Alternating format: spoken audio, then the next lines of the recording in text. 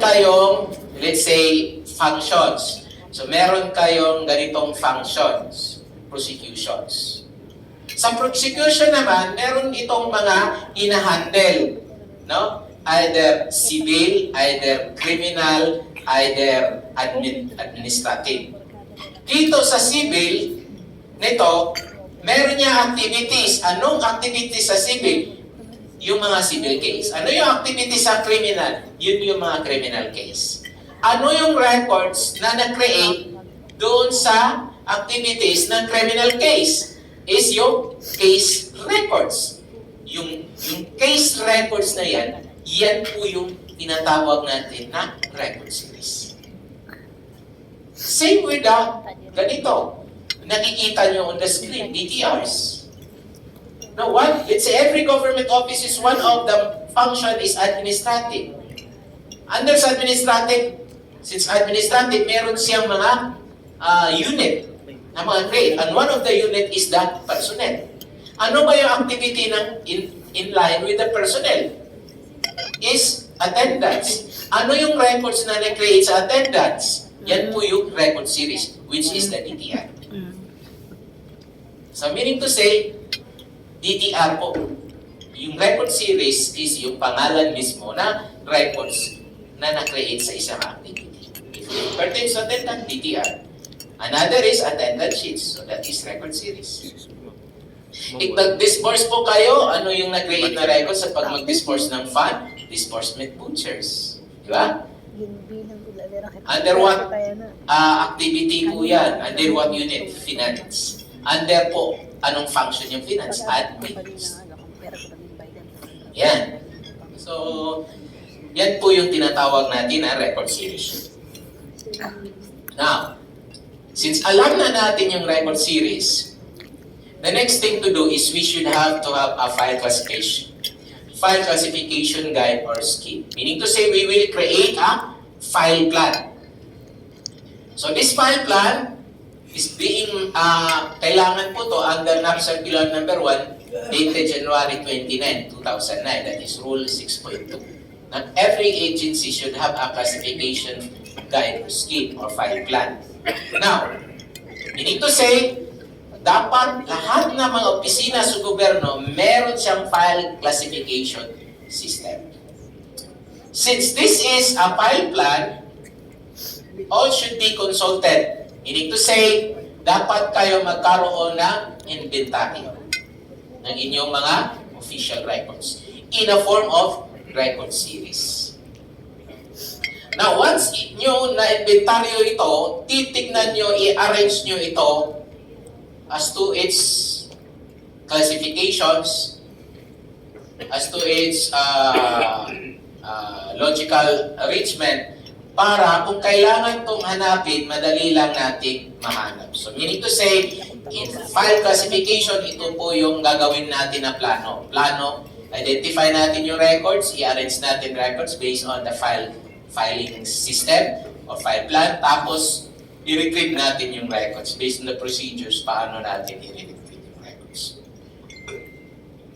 Now, alam na natin yung identifying, no? Because discuss ko yan as to the pag-determine po ng record series. Meaning to say, you have to conduct inventory. Balik na naman tayo sa inventory. Now, take note, pag-identify na natin, we have to arrange. Meaning to say, meron po tayong mga filing system na gagamitin.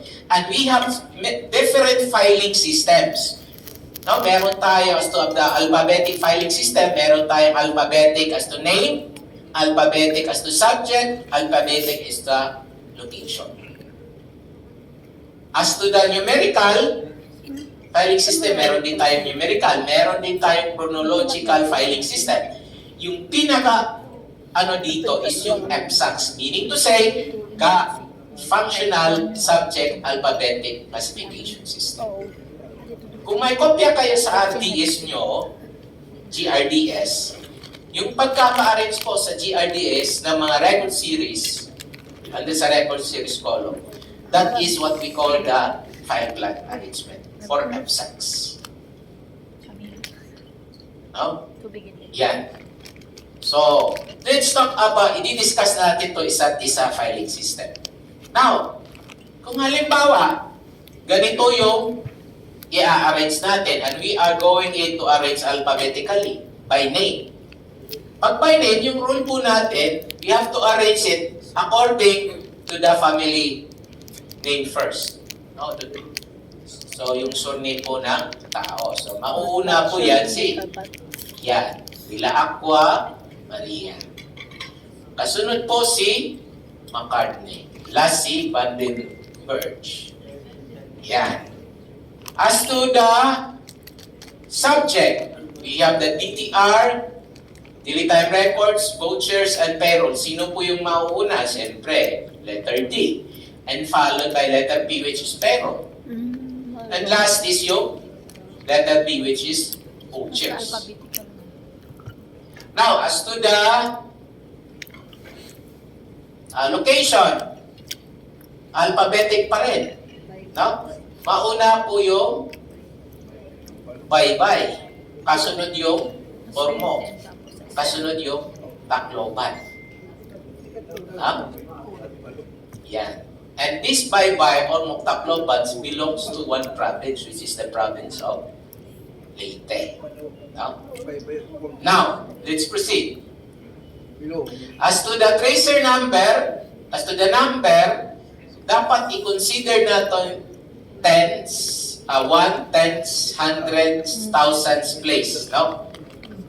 Let's say for ganito, so mauuna talaga yan yung 1, 4, 3. Kasunod po yung 2, 3, 4. Last yung 1, 4, 3, 4, 4. Yan po yung numeric. No?